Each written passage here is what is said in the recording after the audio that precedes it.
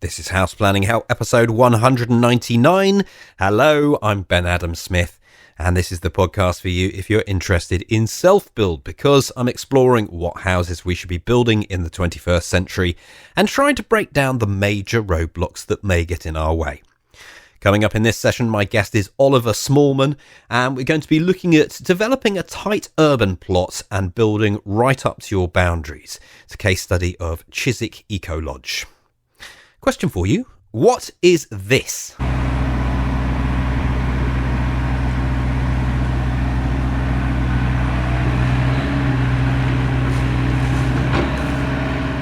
Yes, it is a digger, excavator, whatever you call them, but I need more. Anything else you want to tell me? You're not going to get it, are you? It's the sound of a digger working on my site. This is like music to my ears. Never has the sound of an engine been so sweet. Remembering that we haven't actually started work yet, it feels like a lot is going on. They've organised a parking area with some hard matting so that deliveries can come in and people can park their vehicles. We've moved some shipping containers so that they're in a better part of the site and we can pile up some of the earth in the place that they used to be. That's for the landscaping of the garden, just thinking ahead there. What else has happened? They've marked out the sites, they've dug some test pits, put up the Harris fencing, quite a lot. And down there filming, remembering for the hub, we've got these in-depth video case studies where we go out and about and film every 10 days or so at a specific location. Buckinghamshire Passivhaus, that's just about coming to a close now. We've been at Long Barrow too, Alex Baines's property there. And now filming on this one, that was weird. Thinking, this is actually my project that I'm filming here. Oh my goodness, the site's changed. It's very strange feeling. I think everyone will get that. The first time something big changes, you look at this piece of land, it stays exactly the same for however long it is the design process takes, and then suddenly one day they're actually doing something. It will happen.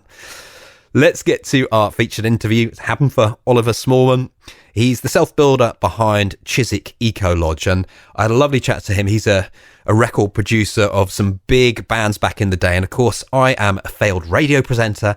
And we just had a lovely chat beforehand in the preamble. I could have done a podcast of the same length, just talking about different bands and the state of the industry and radio and so forth. So lovely to catch up with Oliver once again.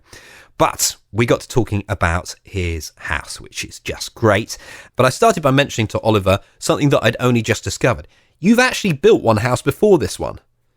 I did indeed. I had an opportunity to buy some land in Corfu. My wife was living in Corfu at that time, and we bought the land, and together we co-designed our first house. Probably not the best design I've ever seen in the world, but on the most remarkable view. So whilst the house might not be the most stunning house, certainly the view is, and it was a tremendous experience. I used a Greek architect, all Greek construction team, just one team for the whole job. I've lived in it for 27 years, on and off, and it's maintaining itself extremely well, given the changeable weather conditions over in Greece. Did you think you would do this again? Absolutely not. I had no intention of doing it again, but of course in the 27 years that have passed since that first build, the world has changed greatly in terms of the methods of building, ecological ways in which you can build. And I had an opportunity to buy a house here in Chiswick, which had a unusually large garden in which I felt I could perhaps have an opportunity to build a passive house. And I think, as you know, I started off on the process of making a planning application to build. There was a double garage on this plot, built with an asbestos roof, which had to be removed, of 1960s brick, and the site was having bits and pieces thrown onto it by passers-by and was really an eyesore. And I thought it would be a very welcome application when I submitted it. That was probably the biggest assumption of the wrong type that I've ever made, because I submitted it and the residents in the area thought I was building a spaceship, and they reacted to it in the most, unbelievable way, negative to the extreme. So how did you start off that process then of getting your initial designs and bringing that all together and then getting this large resistance against what you wanted to do?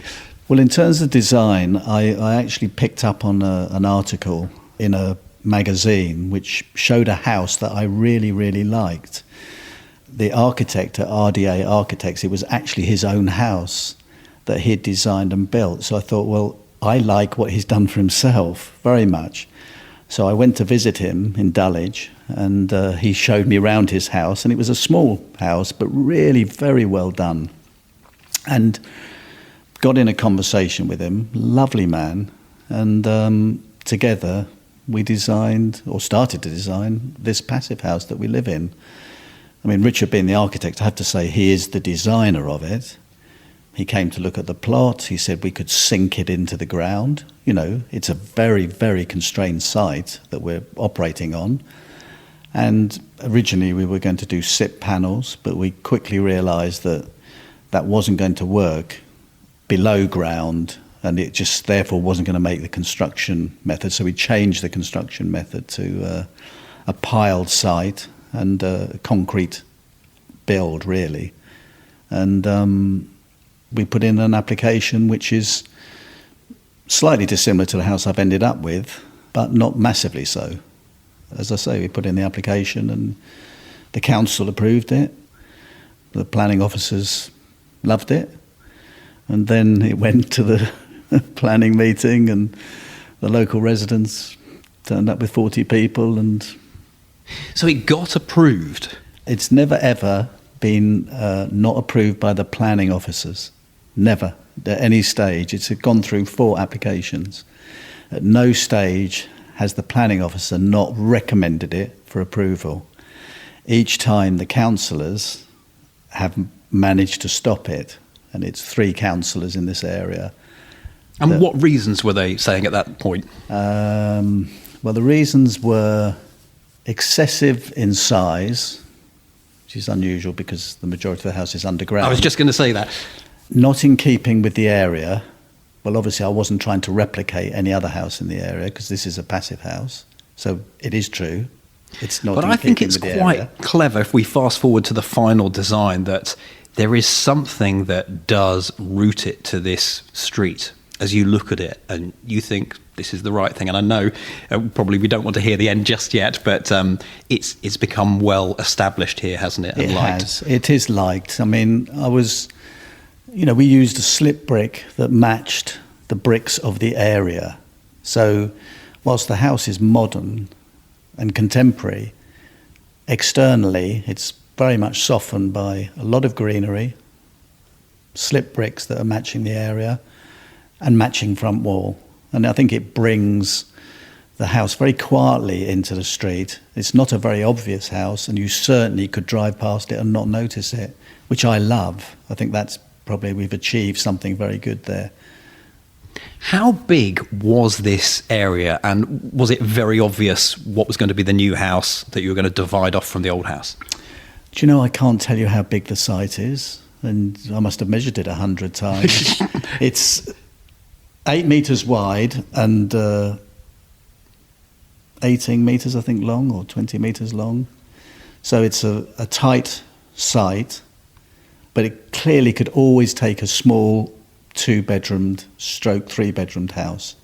That's what was going to be possible on it.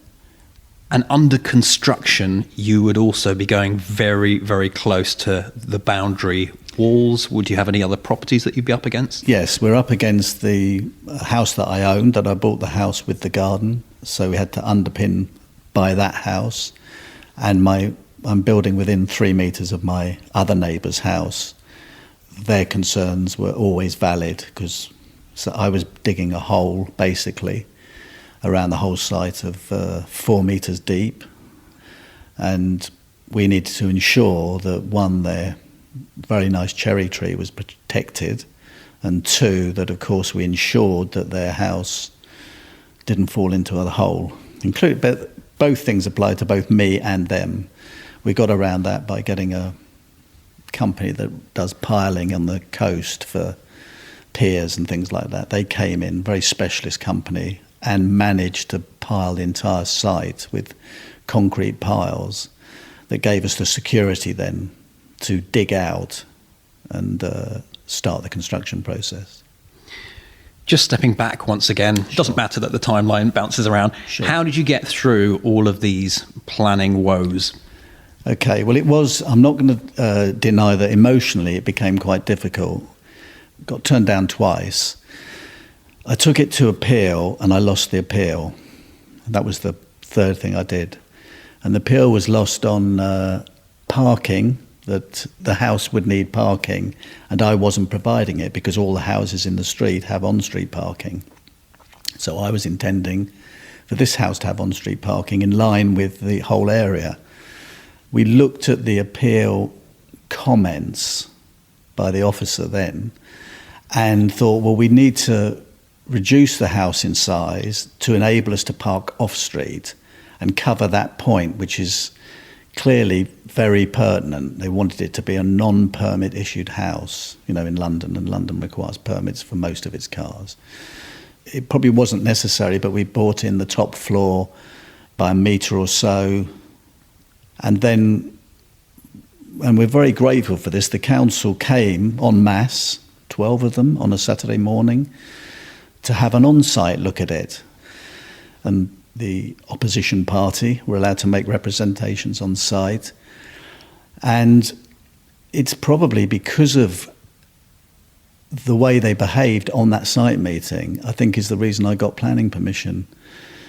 Because they were so rude to the council officers, who, after all, had given up a Saturday morning to come and look at the site, that I think the council officers probably thought, you lot are nuts, and this guy's doing something perfectly reasonable because we can see it, and he's got a very balanced approach to it, and he's made adjustments to the planning application. And when it went before committee again, the 3 local councillors who had always objected all objected again, but the 6 others who'd been part of the attending team all disagreed. So on a vote of 6-3, I got planning permission 4 years after I commenced the process.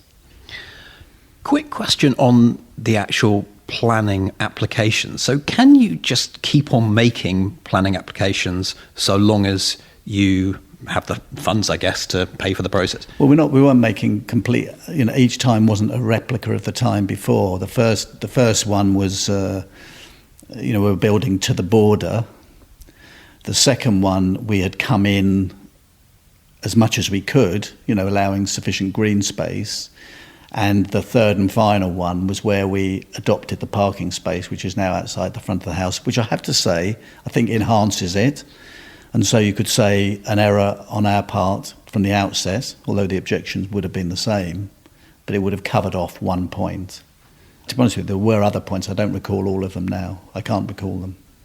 Is there a line in how different things have to be, or is it a point about actually trying to absorb what feedback you got last time? Yes, it is about absorbing the feedback and trying to help your neighbours, because really at the end of the day, you do want to get some type of support, even if it's after the event. And so anything you can do to soften something or make it blend with the community in a meaningful way.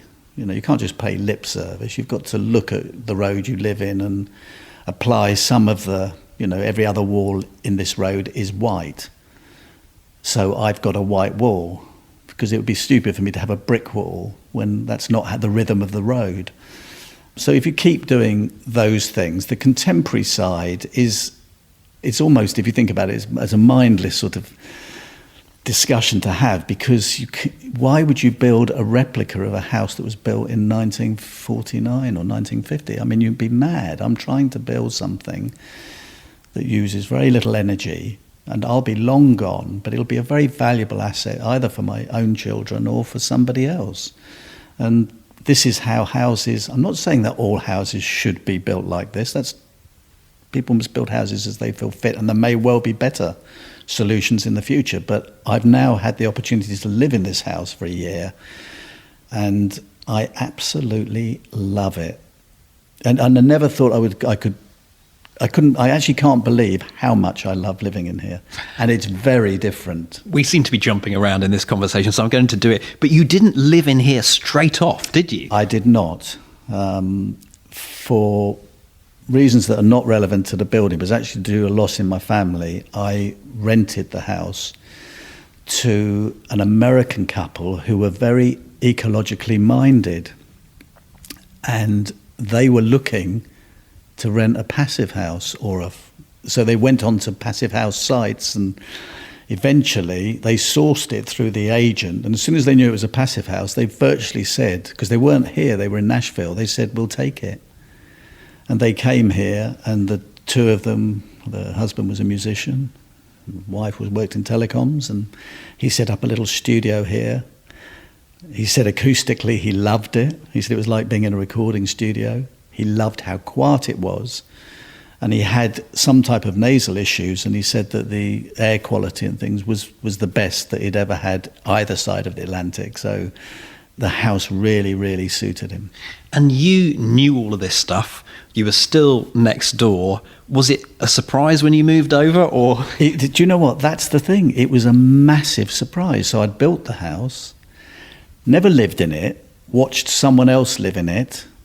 Obviously, you're not going and asking your tenant, are you enjoying living in my house? I mean, that's not what you do. It's their house and they're living in it and they're paying for it.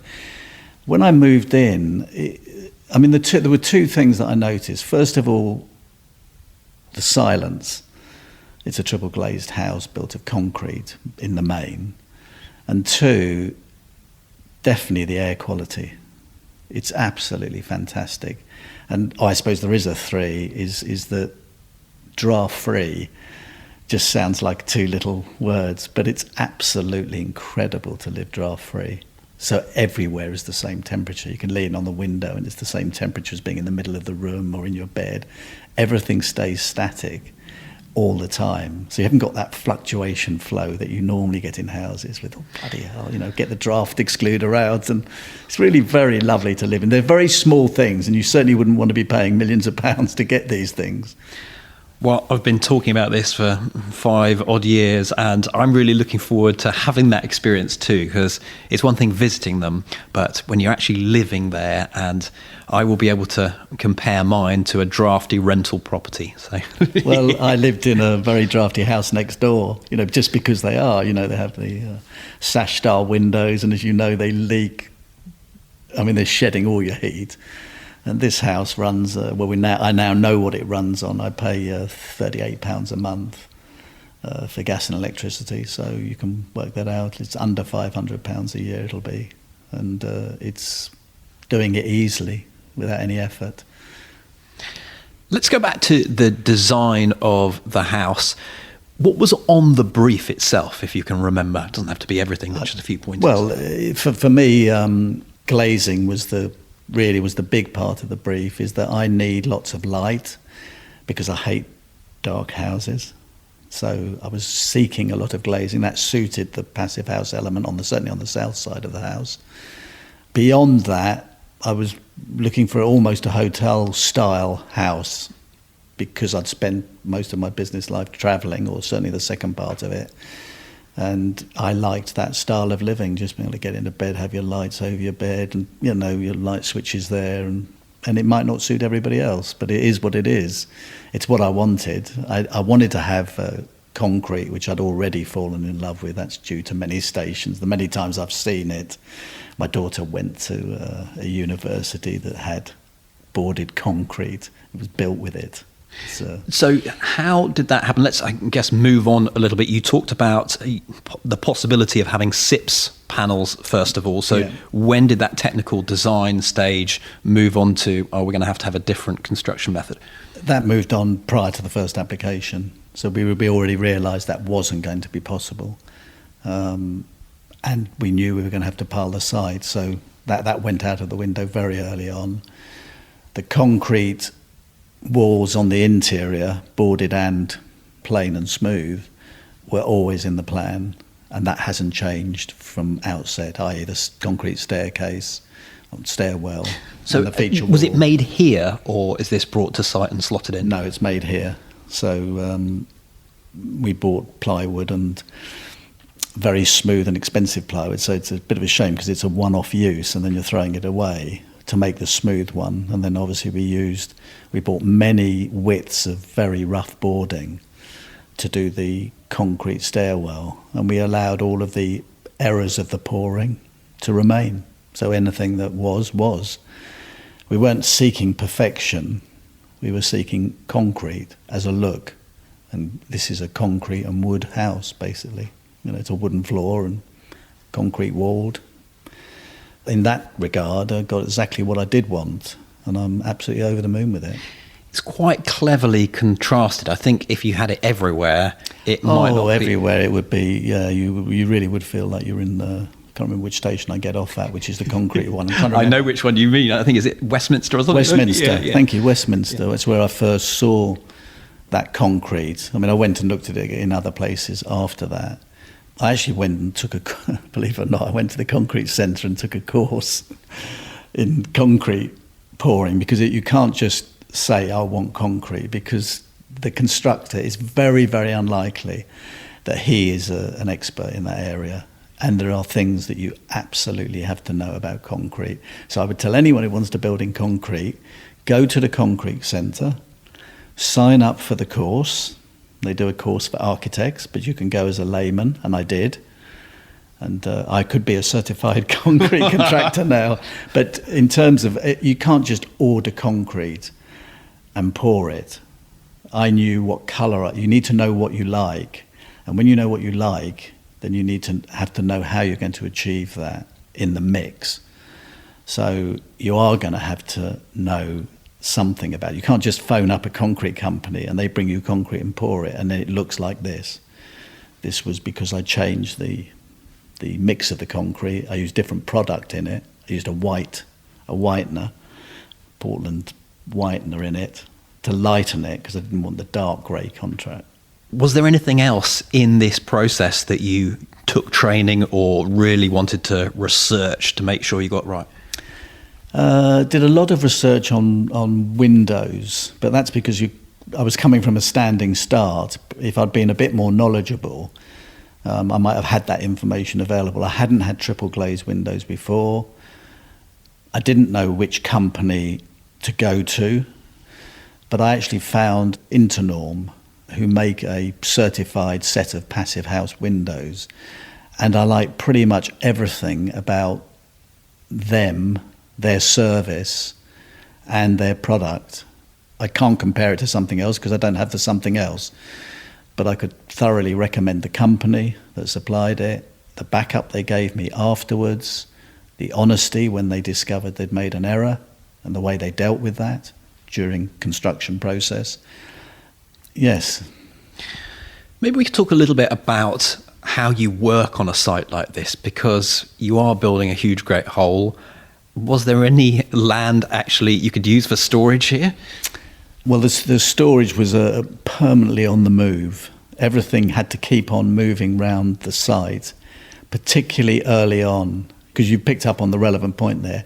We just didn't have anywhere to store anything, and it was an absolute nightmare. So you're moving bits of plant round in a circle. It's like a dance when we were piling it. The piler would be in one corner, the concrete machine would have to be in another one. And this became probably the nightmare as we got towards the end of the dig out, because, you end up digging yourself out and you've got nowhere to go. So, you have to build a false platform at one point just to put the digger on so you could take the last piece of soil out. And unfortunately, and it's just bad luck, the weather at the time we were doing the dig out was just appalling, and they closed the landfill sites for soil. And we were moving it from here, we're in the middle of London, down to Reading by truck, and you can imagine how much we took out of here in terms of the cost. A large part of the cost of this was the dig out. Planning and the dig out was, a third of the total cost of the house. Was it easy to predict, or did you have to have a bit of a floating budget on foundations? Well, I had a floating budget throughout, if I'm honest, and I paid a third more than I'd intended. that was the end of the discussion. You know, I thought I could do it for 400,000, and I built it for 600,000 finished. So that's how. Were it there is. opportunities to save money? Because going back to my project, I have decided to pay more. I had the option to make some savings. Well, I could have. It's always in the second leg, the construction element of it, the initial construction element of it. We probably stayed on budget, and then when you get to handles and windows, Right, I'm with you now. this is where the money starts to disappear, because you just know what you want. You just know how you want something to look. And whilst one light is probably going to look the same as another, and nobody looks at your lights, nobody looks at your switches, only you do. But of course, this is, if you've got things in your mind that you want, you often find they cost you much more than you'd anticipated. So, you know, I had this vision for the flooring, for example. I wanted to use a Douglas fir. By the time I'd found it, I'd found a brand and a family. The family live abroad with their trees, so you can't just pick them up here at the local store. So I bought them from the family, who cut them and dried them and then delivered them on a truck. They're long boards, they're 11 metres long, they're 600 metres wide. You know, it's a skill to get them down on the floor, because you have to think about that, sanding them, you know. But it is what I wanted. I'd seen it in the Saatchi Gallery here in London and loved it, the flooring. And the trouble is, once you've fallen in love with it, you're done for. And I've paid a crazy amount of money for this flooring. Is it worth it? The short answer is no. Would I recommend someone to do it? Short answer is no. You can get something very similar, much cheaper. And so, but when You don't need to explain. When you come to that juncture yourself, let's see what decision you make. Yeah. Because the truth is, you can get an engineered board that will look very similar to this. But what I like is that it wouldn't matter how many years we walked on this floor, 100, 200, 300, the floor will last, because it's just a true, untreated wooden floor. And that's what it is. It's not even treated. Has nothing on it. It'll just age, and it's thick as you can imagine. So you could sand it 1,000 times and you'd still have plenty to go. And I sort of like that, because the house is very permanent as well. It's very grounded here, and it'll be here for hundreds of years. It'll always be a cheap house. Has anyone dropped a glass of red wine on the floor? Not yet, not yet. But it doesn't bother me. It's got a soap finish to it, so it has a sort of film of soap on it. And to be honest with you, if you drop something on it, you just wipe it up there and then. But I'm not obsessive about it. I'm quite happy I do sort of have a shoes off policy, I'll admit that. But any knocks and bangs or drops or cracks or thing, this doesn't bother me. It's a floor that's very much alive, and it's very nice to have. I like it very much. Well, I think as we wrap up, is there anything else we need to know about the construction, any elements that you think might help other self-builders? Well, I mean, it's an ever-changing world. So I would guide you to the Green Building Store, because although I did very little business with them, they have a lot of very good information available. And I think they would be very helpful to a green builder. You can Google anything you like in terms of research. For me, the MVHR system, which I think is important to a lot of people, I can thoroughly recommend Paul. There's the manufacturer from Germany. The system's in place, totally silent. I hear nothing at all. And it's doing a fantastic job, economically and mechanically. So that's the recommendation I would give for the MVHR. I wouldn't go anywhere else. I would tell you to take care when you're doing the joints on that. Remember, everything needs to be quietened down. Listen to the Green Building Store. They do a nice planning service for the running of ducts and things. They supply, it's very cheap, £300 I think, and they supply you all of the routing for it. So your builder knows, because the builder's very unlikely to have done MVHR before. but it gives them a nice clear picture on what they're trying to achieve, and then get it commissioned by Green Building Store, which I did, and they'll come and set it up so it just runs perfectly in your house. So most things are quite easily overcome. And I mean, in terms of advice, the only thing I would say, and I think as you're about to build yourself and you've been looking for land, is in all matters, be they the search for land or the building process or the planning process, do remember that you are going to need to persevere. You should persevere onwards and onwards and onwards, because ultimately we're doing good building and producing good results, and it'll benefit the country as a whole if more people do it. At the moment, it's the independents that are going to do it, because the commercial builders won't take on these type of projects because, of course, it eats into their profits. Well, Oliver, it's been great to catch up again and to return here and to see you in here too. I'm very happy to see you. I wish you good luck with your site, your build, and of course your website. Thank you very much. You're welcome. Head online to take a look at the show notes that accompany this session, houseplanninghelp.com/199, where you can review the main learning points. We've created a summary for you. Also, take a look at some great photos through the construction, taking you to the completed building. Definitely worth a look at those. We've got a video from the UK Passive House Awards, because this was shortlisted, so you can take a look at that. And if you have a comment or you'd like to ask a question, then scroll down to the bottom of the show notes. That's the place to do it, houseplanninghelp.com/199. Finally today, a quick update of how the Hub is looking in 2018. It's the end of another year, and so we're just thinking about what we want to achieve. I've probably mentioned this one before. We're trying to implement a roadmap for our courses. So we're simplifying the self-build journey. We've chatted to over 200 people on the podcast and through various interviews, and we try to tie all that information together, make it very easy, step-by-step learning. The idea being that the courses will be more video based in 2018, and there'll be a roadmap to lead you through a logical sequence, things that you know you can skip, but it will be obvious through this roadmap.